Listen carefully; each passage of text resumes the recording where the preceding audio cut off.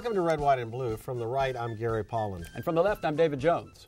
This week on Red, White, and Blue, an in-depth discussion with U.S. Congressman Gene Green, representing the 29th Congressional District of Texas, and 20 years going to be in the Congress. And Gene was a former state senator, former state representative, and well-regarded, actually, by both sides. And he's never represented me, so therefore I can do whatever I want today. Although our district's moved around in the last 20 years, I'm surprised I haven't represented both of you at one time or another. So congratulations are in order for the opposition in the Republican Party for President Mitt Romney, because this is the 6th anniversary of the Romney-Kennedy Health Care Act in Massachusetts, which he proudly said should be the model for the United States in getting everybody insured. And I think you wrote an article in the paper the other day about the Affordable Care Act. So why don't you join Mr. Romney if you can right now? Well, I have to admit his statements today is different. He says that works only on state level. My problem is I'm in Texas, and our state legislature historically has not funded even health care for our poor folks, much less a decent health care plan that would cover folks in our district. And the Affordable Care Act, such a winner.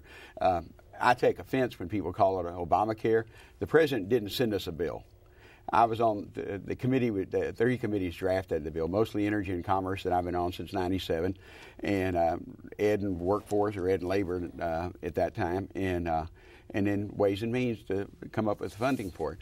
And that bill was drafted in the committee, and we didn't get everything I wanted, obviously, because the Senate could get more than 60 votes.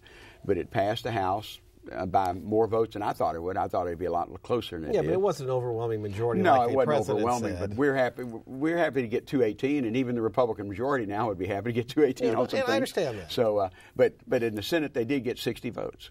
And we had to take a real compromise. But I can tell you the benefit in our district. I have a working blue-collar district. I grew up there. And under the numbers, that when it goes into effect by 2014, 250,000 of my constituents will have access to health care that today they don't. They're employers, they work, they don't qualify for Medicaid, or they're not senior citizens for Medicare. And but they don't get their health care. So they show up at the emergency rooms, and if they can't pay for it out of pocket, which who can, it goes into the system. The cost is too high in our country.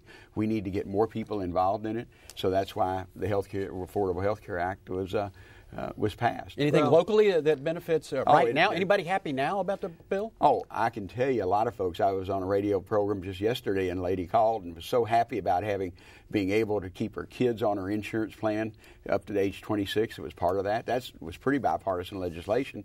And but the main thing will be the mandate in 2014, yes, which is also the argument in the Supreme Court. The biggest argument yes, is it. And I was going to say, Gene, in fact, I was going to ask you, what's going to happen after the Supreme Court declares whatever we want to call it unconstitutional? Green care. Call it green care. I've asked that on the floor of the House. Right, we can say that. So then Green what? Care. Because isn't it fair to say? It's fair to say we have a problem with the medical insurance, medical care in this country. We have lots of issues. So where do you see it going if the bill goes down the tubes? Because you mentioned being able to stay on your parents' insurance till you're 25 or 26, that's 26. something the Congress could legislate, and that would be part of it, and gets paid for. That's probably easy done. But what other things do you think could be done that you could find the support in the Congress to go forward to reform our medical system, make it more affordable, and also have the access we want to have? Well, having been on the committee and worked on health law since, like I said, '97, and also serving in the legislature, and what Texas doesn't do that other states do, we'll find out when the Supreme Court does it. If they just strike down the mandate, there is a separation of powers in our country, and I understand the difference. The Supreme Court has the authority to strike down our laws. But I consider it very constitutional, and I use the example, and I've used it this week a lot of times at home. I may not like driving 70 miles an hour. If I go 75, I'm going to get a ticket. That's a mandate. Probably not with your plates. I have gotten tickets, but we have mandates in our country. State of Texas, we mandated liability insurance back in the 80s. And so there are mandates. If the Supreme Court strikes that mandate down for businesses of 50 employees or more, then we'll have to go back and visit it. I'm looking forward to really problem solving. This Congress for the last year and now 4 months has been doing nothing but messaging. The only bipartisan major legislation we passed was the pipeline safety bill that was very bipartisan. We do that about every 4 years, and it was across the aisle. Now, we did do the to keep the government open, and the automatic cuts will go into effect if Congress doesn't get our act together and make those cuts. That was bipartisan.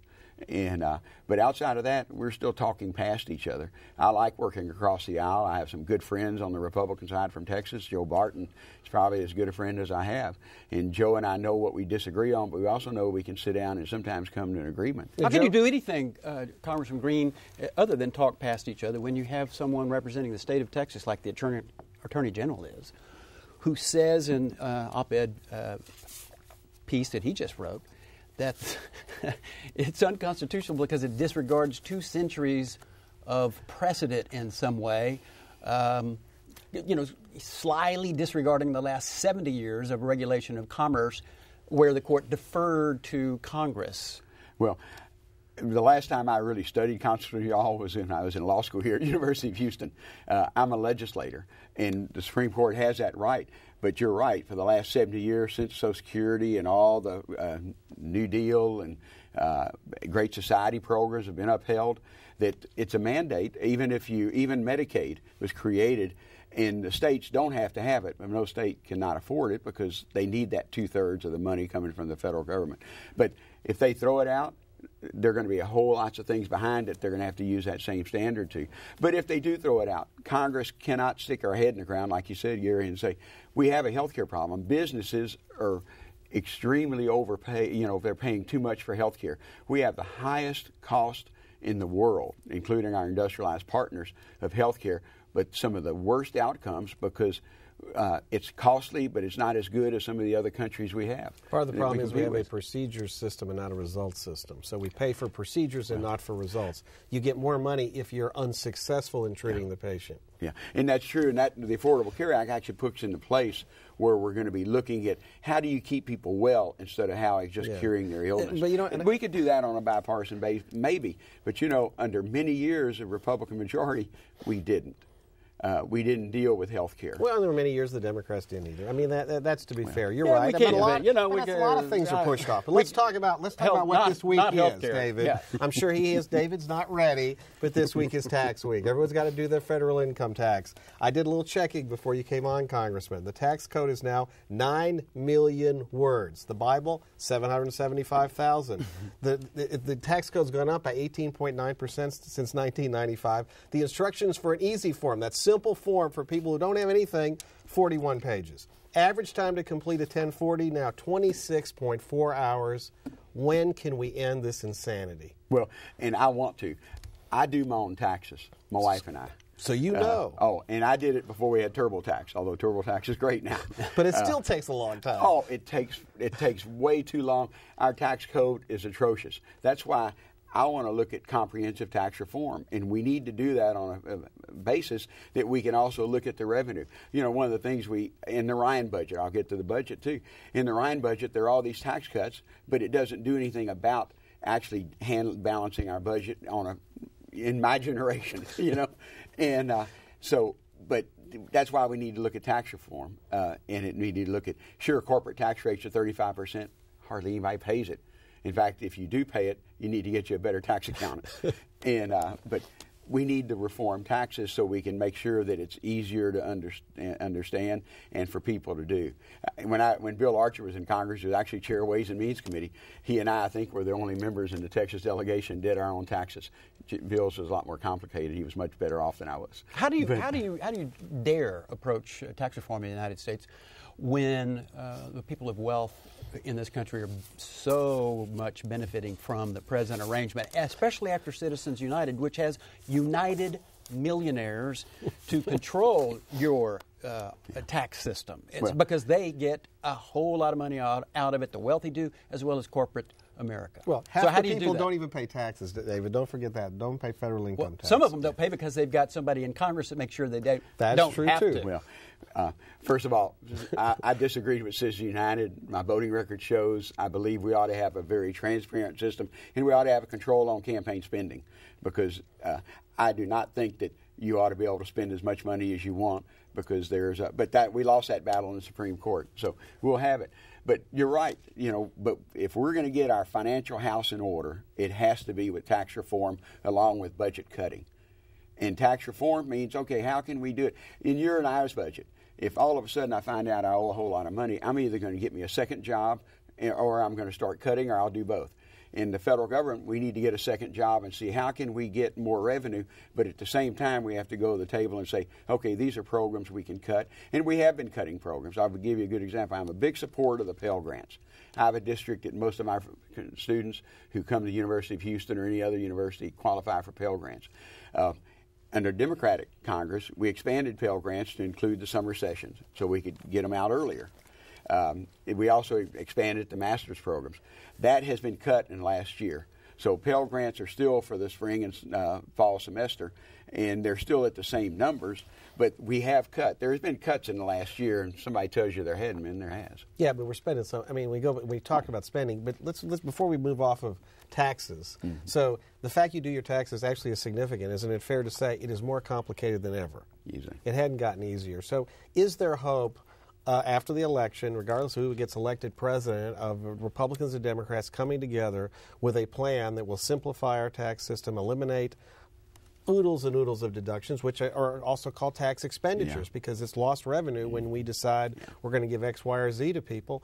Why can't we bring everyone together just to get that done? Well, we know it won't be done before November because, like I said, for the last year and 4 months, Senator McConnell in the Senate laid out his goal was to defeat President Obama, and nothing's going to pass the Senate that would actually be a problem solver. So no matter what the House does, although the House hasn't been doing very well on a lot of legislation, we could have had bipartisan agreement, but they always changed it to where it was just, okay, let's go to the voters with this. This is a message issue.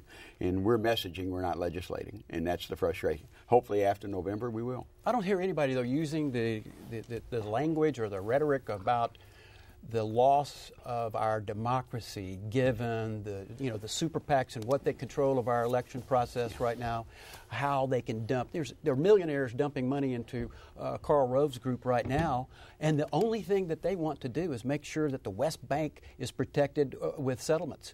Casino and gambling interested guys like this Adelson and another guy named Moskowitz. That's what they care. It's just rhetoric, Gene. Well, the fact is, it's legal. We're losing our foreign policy. I believe to these in one guys. man, one vote, not $1, 10 votes. Except the courts found that freedom of speech includes freedom to spend money. Obviously, I disagree with that. I understand. And somehow we have to, as a legislature, as in a Congress, if we can get a handle on that. Because you're right, somebody with the most money will run the country, and that's not what our forefathers decided we should have. And I will say, you are right that whatever system we have, we ought to have disclosure. It ought to come quick. Yeah, that's a good idea. Let's talk about unemployment. I was researching our unemployment rate, and I found that there is a rate that includes those who quit looking for work. Because it looks like, to be fair, the Obama administration is claiming too much credit for reducing unemployment when really unemployment is going down because we have more and more people every day quitting the job market totally. So there is a rate I found called U5. You probably heard of it. The U5 unemployment rate, which includes those who are looking for work and don't have it, and those who've given up looking for work, it's 9.6%. Well, and I bet you if you look back in 2008 and 2007, that higher rate was even higher then. That rate is lower now than it was, since 2009. Our economy, the recovery sluggish, creating 120,000 jobs last month was dismal. We need to create at least 250, if not 300,000 or 400,000 jobs a month to get us out of this hole. So why do you think that's happening, Congressman? I think part of it's because what we're seeing in Washington, and Congress, instead of being a solution, is a problem. The business community wants some certainty. We're not giving them any certainty at all. We're kicking everything after November. So I don't think you'll see any success, and it's amazing what we're doing now. In Houston and Texas, we're benefiting. Obviously, the energy industry, I have to admit, $100 a barrel oil is not something I'm proud of because my refineries have margins that are tough. The ones who make the money in the oil business are the ones who produce it. And I have 5 refineries in our district, but they don't give us a discount when we buy our gasoline at the pump. So, but our economy has expanded. My chemical plants, my refiners are hiring people right now. And so we're doing better, not as good as I would like. We're not back to, the late 90s where the country was really growing and we had a successful economy. But which, by the way, was also the last time we had a balanced budget in '99 and 2000. And I would like to get us back there. I watched us grow into a balanced budget in '99 and 2000. We can do it again. The hole's a lot deeper. We just need to make sure we're not going to destroy a lot of programs that really have made our country great and brought people out of poverty.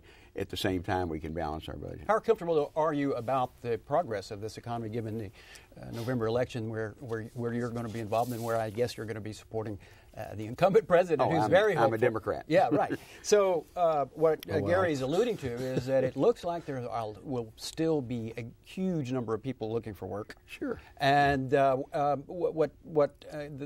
Gary doesn't tell you, I guess, is that the economy, the success of the economy depends 70% of GDP on consumer spending, and they don't have any money, Congressman. So I guess what I would ask is, where's the raising of the minimum wage in the agenda, so we can have a living wage for people, and they would spend money? I have co-sponsored that for years. Obviously, with the Republican House of Representatives, we're not going to see an increase in the minimum wage, much less a living wage. How about the argument for the campaign? Isn't that more successful than the Buffett rule? Who nobody knows who he is. It only brings in $50 billion. I mean, it's chump change. Well, it doesn't.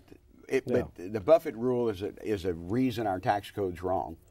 And, if we're going to have a progressive income tax, in fact, why would we have that Warren Buffett, who's one of the richest people in the world, his secretary pays 28% and he pays 15 or less. He actually pays a lot more in taxes than she does. Well, to be fair, he pays more, but not the percentages. Well, but that is such a. I mean, I listed the stuff about Buffett tax, whatever.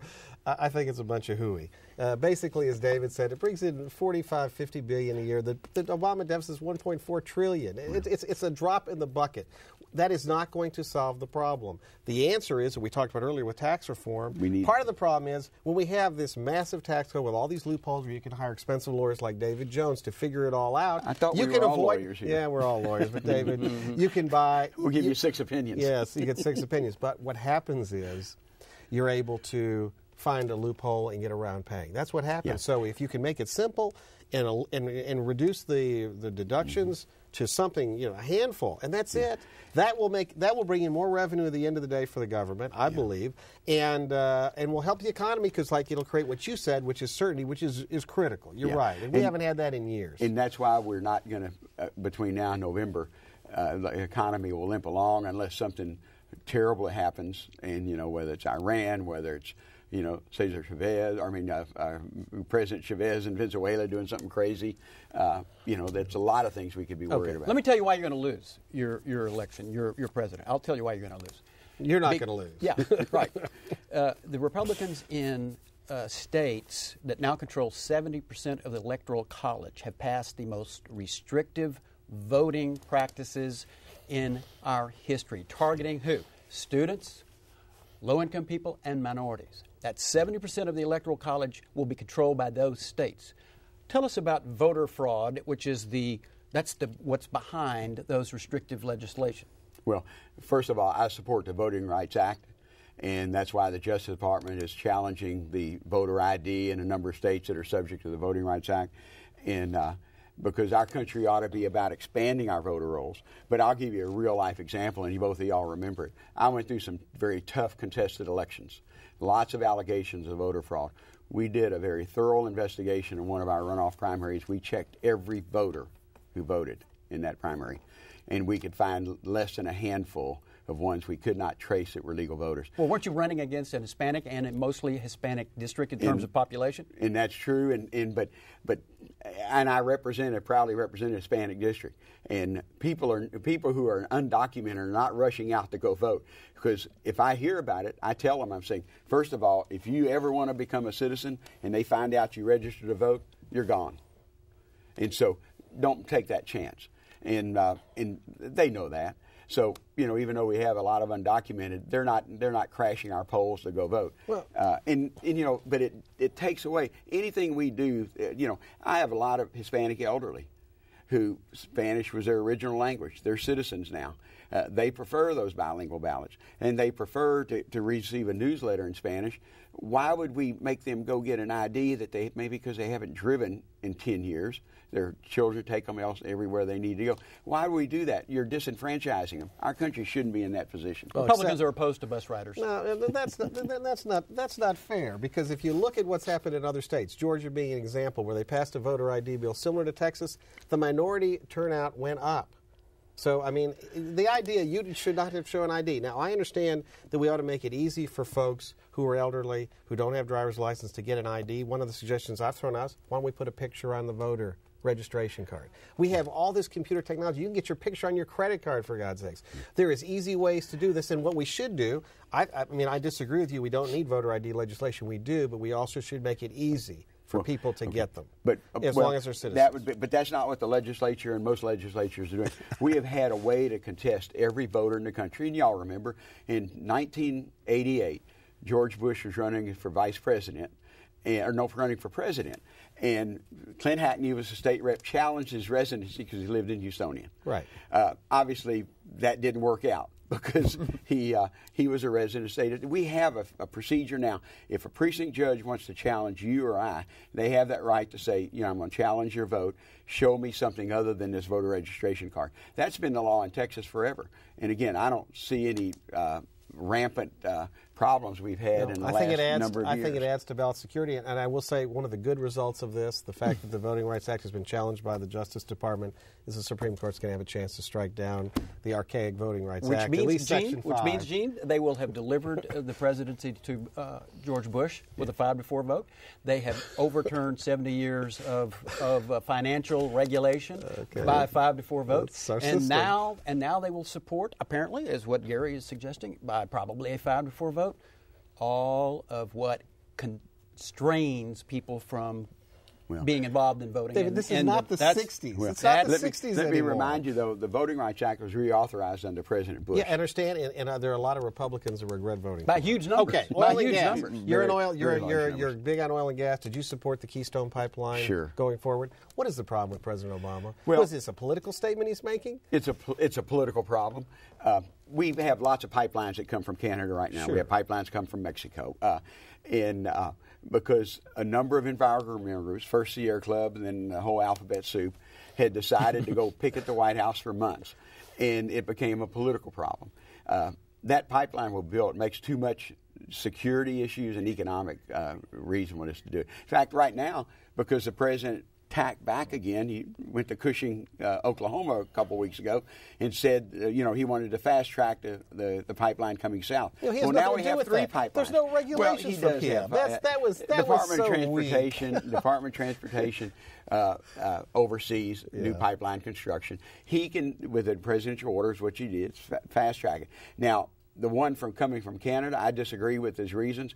We're going to go around that sensitive area there in Nebraska. There are already 6 pipelines go across that sensitive area. Well, in fact, it was passed by the House, and the Senate got majority of the Senate voted to do it. They were like 4 votes short of sending it to the president. Yeah, I think it's just political pandering, unfortunately. Not that we were ever hear of any president trying. I'm not saying they don't. I'm just it's go unfortunate. To their base and environmentalists in the president's remember, base. when President Obama ran, he was going to be a different president. He was going to do things differently. And the sad thing is, you've just confirmed, just another political hack. Well, I have served a long time in office, and I've never seen a governor or a state legislator or a member of Congress who doesn't run for office and say, I'm going to change things. Yeah, have you ever seen anyone control gas prices, by the way? No. Have you ever seen any president do that? It just, in our country, gas prices, it's a function of the amount of crude oil that we have available, and we are going to get better. In fact, the pipeline from Cushing to the refineries will make our gas prices go down once we get that built. But again, we not only have one that the president supported, we have 2 other ones now that they say they're going to build from Cushing to the Gulf Coast, so the refinery complex from Mississippi River to Corpus Christi, that's where 40 to 50% of our refinery comes from. So are the energy interests in Houston, Texas supportive of the president or not? Because you're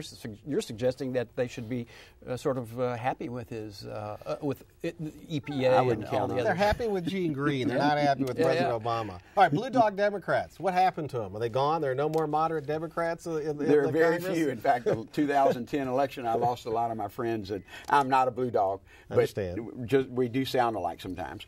And, but our bark is the same. But we've lost a bunch of them, and that's the sad part. The parties are so split that the middle ground, whether it be if you're a Republican moderate now, you will have an opponent. He's a Republican moderate, if you can believe it. Well, compared to some of my colleagues.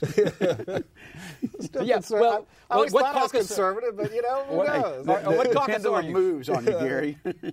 I thought I was liberal, but now I'm a moderate. We only have a few seconds. Just tell us whether or not you're a member of that communist caucus of 80 that one Republican said you have in your. I am also not a member of the Progressive Caucus, and I'm disappointed that kind of rhetoric we don't need in Congress, whether it's from the left or the right. Congressman West, who I know very briefly, just to say hello to him. He was a former colonel in the Army, and that is just not what Congress needs. We don't need to be calling people Let's put him on the communists. Foreign Relations Committee. Hey, Gene Green, we appreciate you being here. Thank you all. Thank you both. you so much. And we invite you to visit our home online at HoustonPBS.org. Click on the local program bar, red, white, and blue. Read about our guests, watch the shows, along with our follow-up discussion. And until next time, get informed and get active.